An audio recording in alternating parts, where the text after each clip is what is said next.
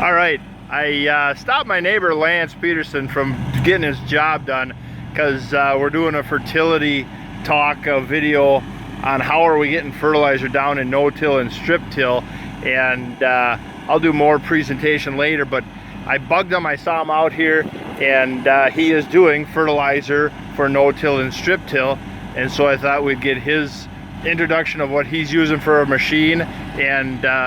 And here's Lance himself. He's been a great ally in bouncing ideas and using his experience for this no-till, strip-till stuff. And so Lance, what do you have going on here today?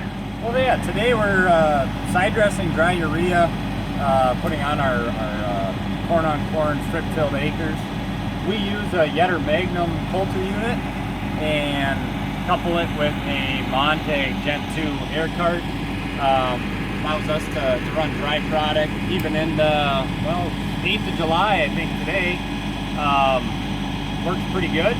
The reason we run a coulter unit for strip-till, no-till acres is we want to be able to get that fertilizer down into the soil, not have to wait on a rain, and obviously we don't want to work it in with broad acre tillage. Ran this unit since 2014 on a couple different toolbars, and now we're set up that we run 12 row 30 matched up with our planter, side dresser, able to give every row of corn its own band of nitrogen. I don't know if you want to look at the unit. Yeah. It's runs about a 22-inch coulter blade, and then has a wipe wheel on the side. Runs about I believe 5 to 7 degree angle, and then on the back here we're running in our air hose down onto a knife held in with spring pressure against that coulter blade. Okay. That's able to give a nice slice through the ground, not have to worry on any too much on residue plugging in on if it was a coulter with a knife directly behind it. And then once that comes through, trying to place roughly about 5 inches deep, and then we run a zipper wheel to close that trench shut. That gets the urea down in the soil, and then the trench closed to prevent any volatilization. When we first started strip-till, probably 6 years ago, we were running surface urea. It worked for us at that time because we were corn-soybean rotation. Once we introduced a lot more corn on corn, having that corn residue on the surface, then it wasn't as, I guess, of a guarantee of working well with the nitrogen.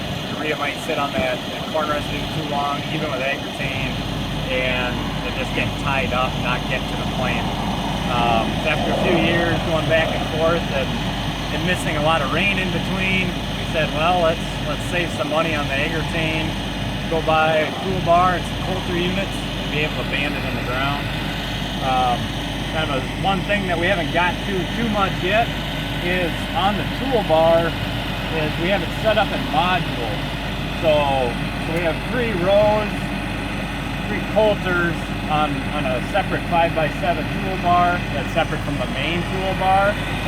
That allows us then in the fall or spring that we can take this rear toolbar and slide it in roughly 12 inches.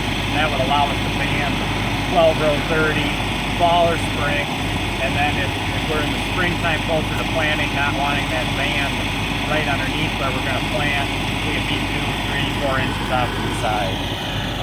Right now when we're side dressing, we're aiming probably 10 to 12 inches depending on how it was planted, 10 to 12 inches off that corn row, on how much the guy was using autosteer at the time or not, and how much I am using it as well coming in, headlands, curves, things like that. One thing, you mentioned the top dressing of urea and waiting for it to melt in.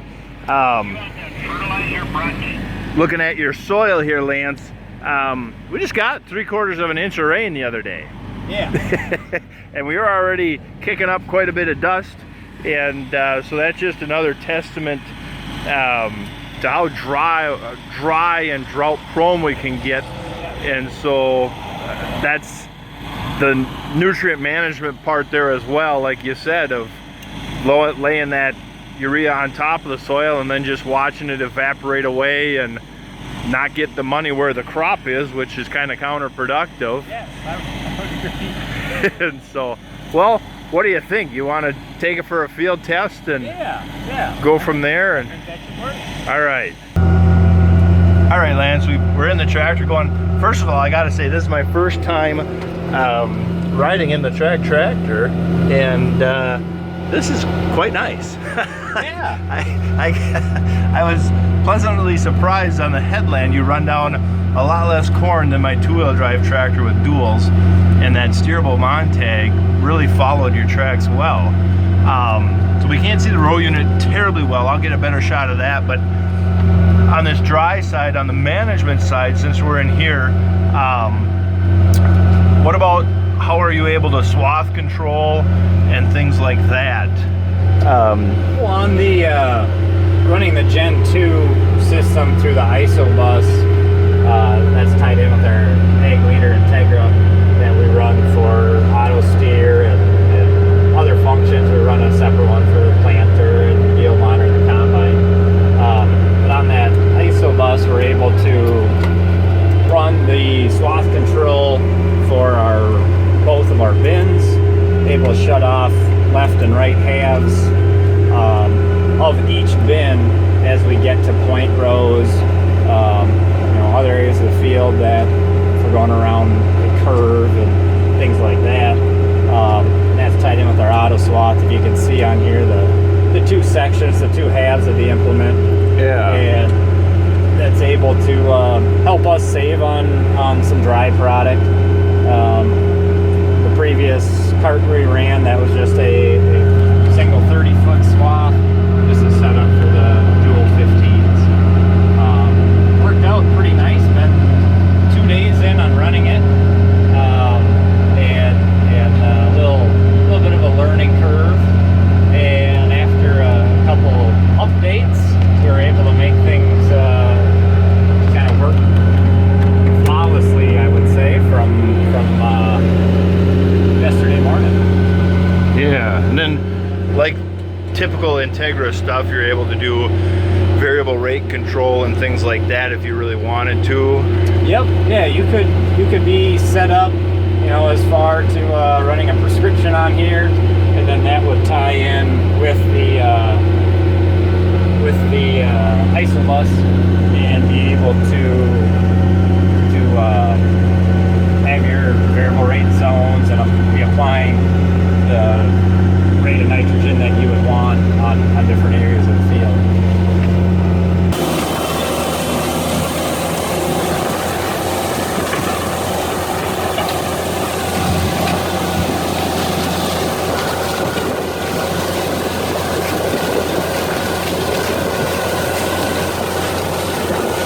Kind of lose